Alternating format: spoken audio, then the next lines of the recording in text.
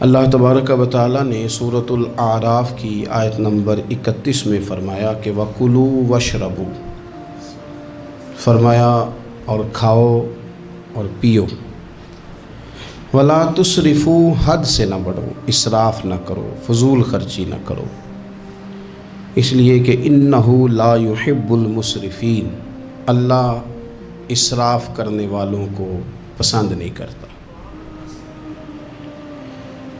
بنو عامر ایک قبیلہ تھا، حج کے لیے آیا کرتا تھا۔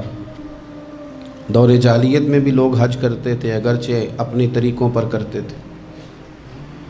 تو قبیلے کے لوگ حج کے لیے آتے تو وہ بہت کم کھانا کھاتے، جب حج پہ آتے بہت تھوڑا، گوشت اور چکنائی تو بالکل استعمال ہی نہیں کرتے تھے۔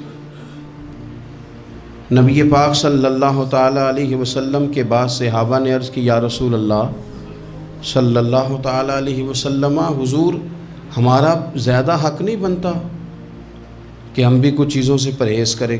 اب آپ اندازہ فرمائیں کہ کچھ لوگ ایسے ہیں کہ جو روز شام کو گوشت کے ساتھ کچھ کھاتے ہیں، گوشت کھائیں گے یا گوشت ملا کچھ کھائیں گے تو ان کو پورے حج کے سارے دن ہی منع کر دیا جائے، اور چکنائی اور گھی استعمال نہیں کرنا، تو کون شخص ہے جو اس کے بغیر رہ پائے گا؟ تو صحابہ نے عرض کیا کہ یا رسول اللہ صلی اللہ تعالی علیہ وسلم، ہم بھی یہ کام نہ کریں، ہمارا زیادہ حق نہیں؟ تو اللہ تعالیٰ نے آیت نازل کر دی، فرمایا نہیں، کلوا واشربوا، کھاؤ بھی اور پیو بھی، بس ولا تسرفوا، حد سے نہ بڑھنا، اسراف نہ کرنا، فضول خرچی نہ کرنا، جو بھی کھاؤ پیو حد میں رہ کے۔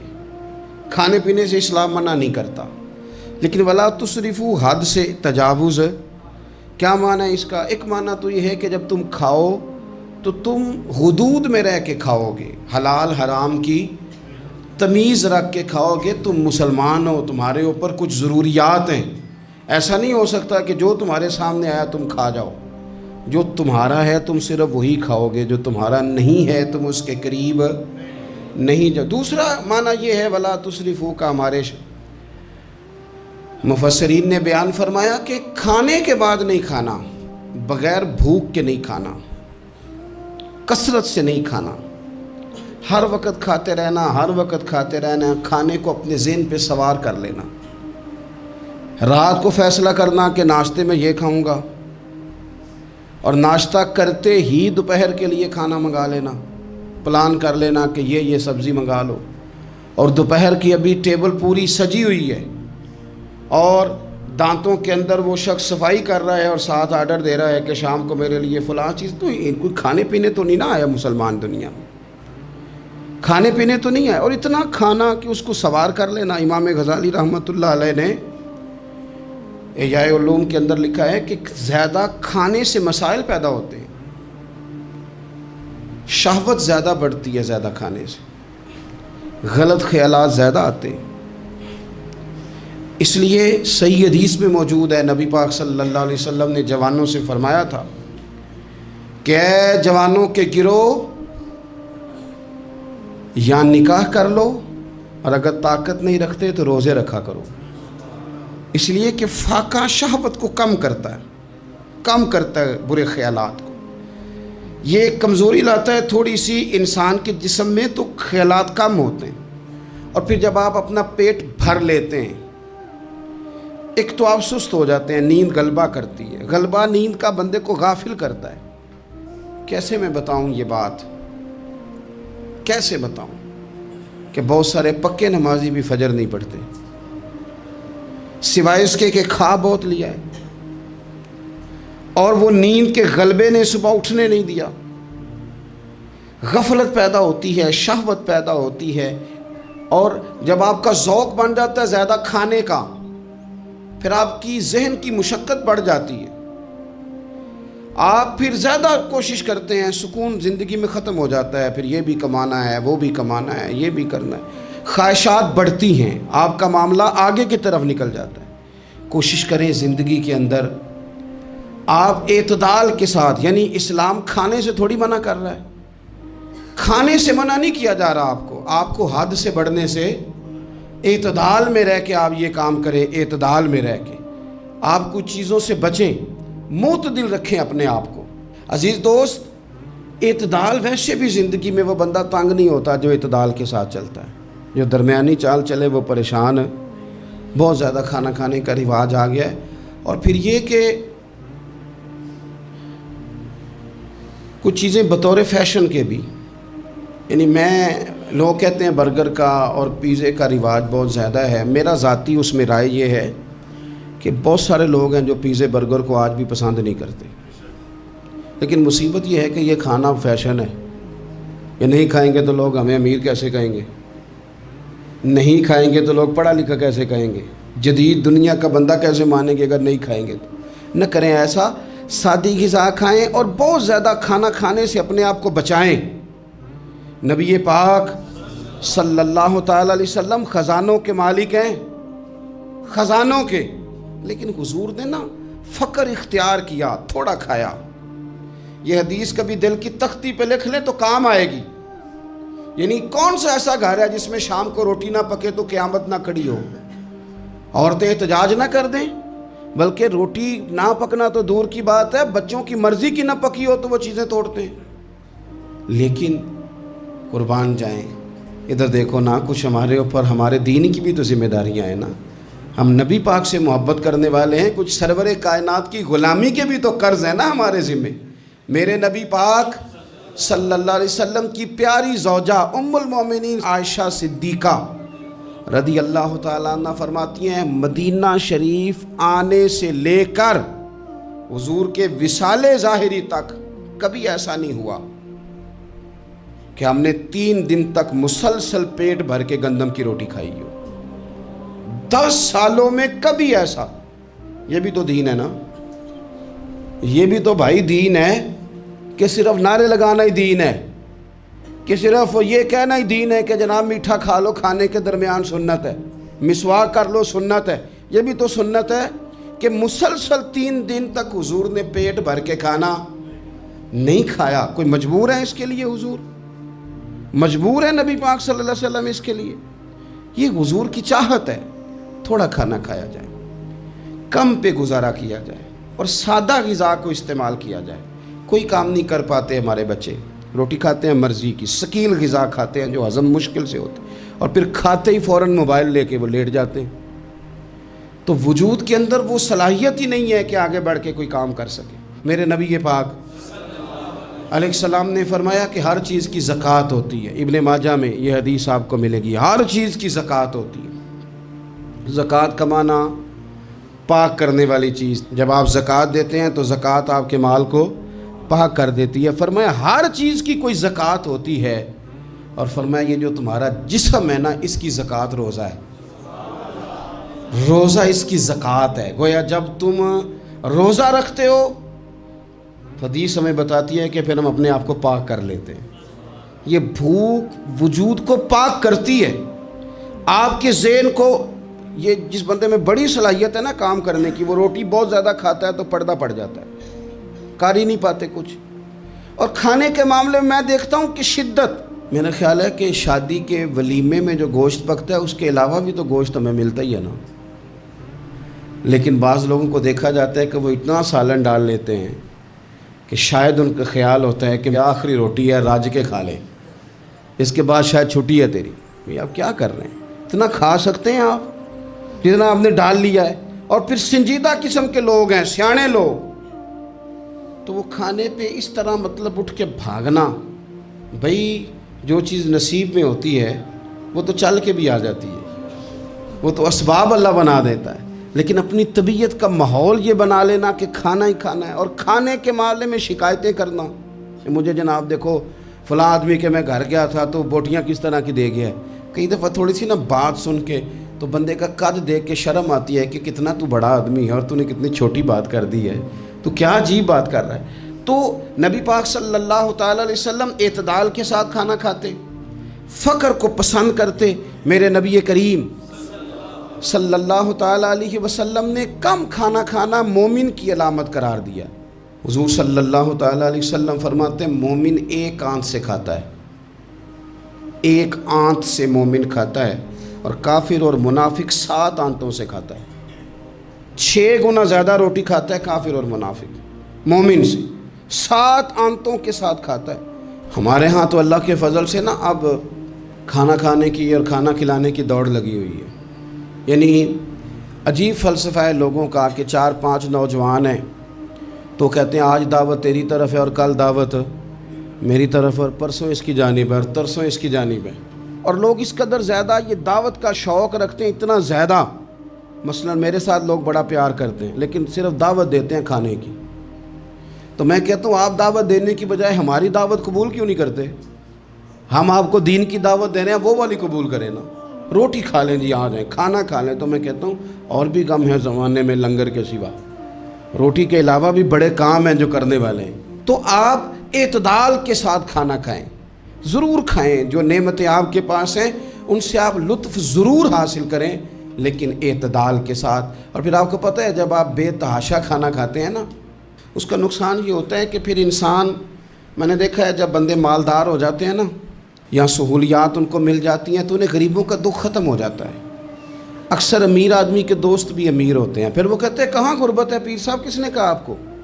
کس نے کہا آپ کو کہ لوگوں کو کپڑا نہیں ملتا؟ سارے لوگ ٹھیک ہیں، کیوں بھلا؟ اس لیے کہ وہ امیر تھا تو اب دوستی بھی امیروں کے ساتھ ہو گئی۔ پھر نہ کچے مکان نظر آنے بند ہو جاتے ہیں، پھر چوک میں دیہڑی کے لیے کھڑے مزدور نظر آنے بند ہو جاتے ہیں، پھر ہسپتال میں کبھی جاؤ نا، میں نے یہ نظام دیکھا ہے کہ ایسے نوجوان بھی ہیں جو میڈیکل سٹور والے سے کہہ رہے ہوتے ہیں کہ شناختی کارڈ رکھ لے، اماں کے لیے مجھے گولیاں جلدی دے دے، میرا بھائی آتا ہے تو تجھے پیسے دیتا ہے۔ پھر یہ لوگ بھول جاتے ہیں نا، اس لیے کہ ہم تو اب چیزیں جو ہیں وہ ہوم ڈیلیوری پہ لے رہے ہیں، پیسہ ہی بڑا ہے۔ ہمیں کب یاد رہے گا کہ کوئی بھوکا ہے؟ ہمیں کب یاد رہے گا؟ لیکن یہ تب ہے جب آپ کبھی بھوکا رہنا سیکھے، آپ کی طبیعت میں ہو۔ میرے رسول پاک علیہ السلام نے فقر اختیار کیا تاکہ پتہ چلے غریب کی بھوک کی تکلیف کیا ہے۔ دیکھو حضرت یوسف علیہ نبینا علیہ السلام کے بارے میں امام غزالی نے لکھا ہے کہ جناب یوسف علیہ السلام نے تو غلہ جمع کر لیا تھا مصر میں، آپ نے خواب دیکھی تھی تو غلہ آپ نے جمع کر لیا، باقی سب علاقوں میں فاقہ تھا، غربت تھی، قحط تھا۔ مصر کے لوگ سکون کے ساتھ 3 ٹائم پیٹ بھر کے کھانا کھاتے تھے، اور آپ نے سب اپنے ملک میں آسانی کی تھی کہ آرام سے کھانا کھاؤ، لیکن جناب یوسف خود ایک دن میں 1 روٹی کھاتے، بھوکے رہتے، بھوکے، فاقہ کاٹتے۔ لوگوں نے کہا حضور آپ خزانوں کے مالک ہیں اور آپ جو ہیں وہ کھانا نہیں کھاتے، کیا مقصد ہے؟ تو آپ فرمانے لگے اس لیے نہیں کھاتا، اگر میں نے بھی پیٹ بھر کے کھانا شروع کر دیا تو پھر بھوکے لوگوں کا درد میرے سینے سے نکل جائے، پھر اس بھوک کی او میرے بھائی اب تو گاؤں سے آ کر پڑھنے والے بھول ہی گئے ہیں کہ کس کی ماں نے کتنا زیور بیچا تھا۔ لوگوں کو بھول جاتا ہے جب کسی مقام پہ پہنچ جاتے ہیں، پیسہ آ جاتا ہے، عہدہ مل، بھول جاتے ہیں لوگ۔ فرمانے لگے اس لیے بھوکا رہتا ہوں تاکہ بھوکوں کی تکلیف کا مجھے احساس ہو، اس لیے بھوکا رہتا ہوں۔ اگر آپ کی طبیعت احساس والی ہے نا، احساس والی، میں کیا کروں؟ مجھے کہنے دیں یہ بات آپ کہ امیر کے فریزر میں اتنا پھل خراب ہو جاتا ہے جتنے سے غریب کی ماں کی شوگر کی 2 مہینے کی دوائی آ جاتی ہے کہ میں یہ نہیں نہ بتانا چاہتا کہ فریزر خالی رہ جائے میرا، مجھے کہہ لینے دیں آپ یہ بات، کہہ لینے دیں کہ بہت سارے لوگوں کے کپڑوں کے اتنے پیسے دھوبی لے لیتا ہے جتنے کپڑوں سے شاید کئی غریب ماؤں کے دوپٹے اور چادریں بن جائیں، لیکن یہ کہ وہ کپڑے دھوبی نہیں استری کرے گا تو ہماری شان کا کیا بنے گا؟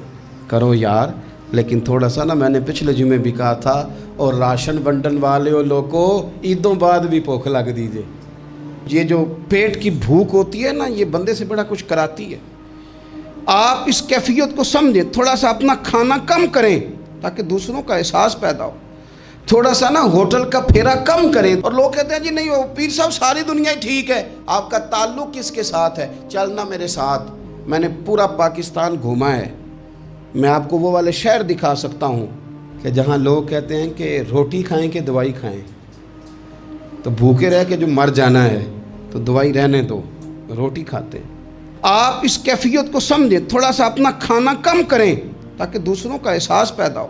مخدومہ کائنات سیدہ طیبہ طاہرہ جان احمد کی راحت پہ لاکھوں سلام۔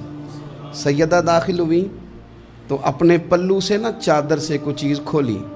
پرانے زمانے میں نا عورتیں دوپٹے کے ساتھ ہی پیسے باندھ لیتی تھی، وہ تو بعد میں پرس آیا تو وہ رواج ختم ہو گیا۔ تو دوپٹے سے نا پلو سے کوئی چیز کھولی، پیسے باندھتے تھے لوگ، زیور باندھتے تھے، قیمتی چیزیں۔ لیکن عزت والے رسول کی بیٹی نے وہ جب اپنا پلو کھولا تو روٹی کا ٹکڑا نکلا۔ پوری روٹی نہیں تھی، آدھی تھی یا اس سے کچھ زیادہ تھی، ایک حصہ روٹی کا نکلا۔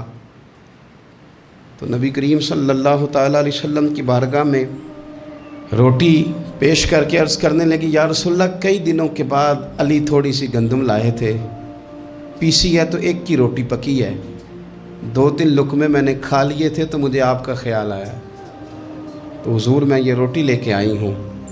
اللہ کے محبوب نے روٹی اپنے دست مبارک پہ رکھی، ایک ٹکڑا ایک لقمہ توڑ کے منہ کے قریب کیا، پھر سیدہ کی طرف دیکھ کے فرمایا، پتر 3 دن میں نا 3 دن اور 3 راتوں میں یہ پہلا لقمہ ہے جو تیرے باپ کے گلے سے گزرنے لگا۔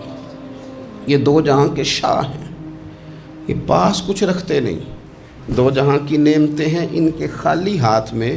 حضرت عائشہ صدیقہ رضی اللہ تعالیٰ عنہ فرماتی ہیں، حضور اتنا فاقہ کرتے تھے کہ پیٹ مبارک پیچھے کمر سے جا لگتا تو میں نا ہمدردی کے ساتھ پیار سے پیٹ پہ ہاتھ پھیرتی، او غریبو نہ رویا کرو نا یار، اگر کبھی فاقہ کاٹنا پڑ جائے بڑے خوش بخت ہو، تم وہ کام کرتے ہو جو حسنین کی اماں کرتی تھی، تم وہ کام کرتے ہو جو رب کے لاڈلے محبوب کرتے تھے، تم وہ لوگ ہو۔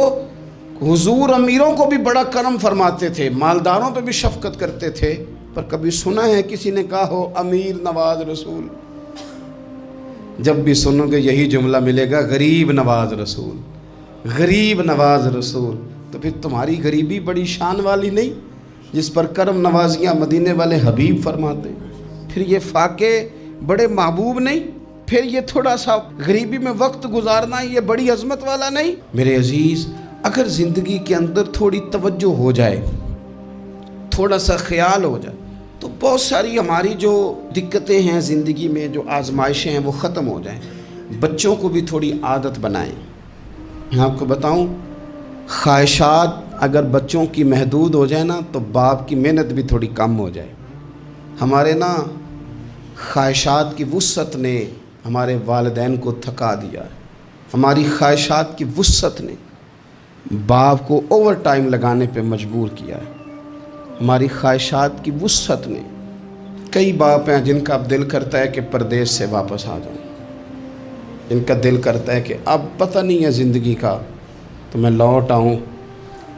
کاش بیٹے اپنی خواہشات کم کر دیں، کاش بچے اپنی خواہشات تھوڑی محدود کریں، تھوڑے پہ گزارا سیکھیں، تاکہ ہمارے بہت سارے پردیس میں رہنے والے لوٹ آئیں دیش میں، اپنوں کے ساتھ آ کے وہ رہیں، وہ اپنوں کے جنازے پڑھیں، وہ اپنوں کی فاتحہ میں شریک ہوں، وہ اپنوں کے دکھ سکھ دیکھیں۔ خواہشات کی وسعت، بہت کھانے کا شوق، انواع و اقسام کے کپڑے، لیکن لوگوں کی جوانیاں پردیس کھا گیا اور ان کی دولتیں خواہشات کھا گئیں۔ کاش والد بھی اپنے بچوں کو یہ سمجھانے میں کامیاب ہو جائے کہ تھوڑے پہ گزارا کرنا، اس سے انسان وسعت پکڑ لیتا ہے، بڑا ہو جاتا ہے۔ ہم دور نکل گئے ہیں۔ نبی پاک صلی اللہ تعالیٰ علیہ وسلم نے فرمایا، امام بہقی حدیث لائے ہیں، حضرت ابو امامہ باہلی رضی اللہ تعالیٰ عنہ حدیث کے راوی ہیں، حضور فرماتے ہیں میرا دل کرتا ہے کہ ایک دن میں سیر ہو کے کھاؤں اور ایک دن بھوکا رہوں، میرا دل کرتا ہے۔ اور حضور فرماتے ہیں میرا دل کرتا ہے کہ جس دن میں بھوکا رہوں اس دن میں صبر کروں اور اپنے رب کی بارگاہ میں عاجزی کروں، اور جس دن میں پیٹ بھر کے کھاؤں اس دن میں اپنے رب کا شکر ادا کروں۔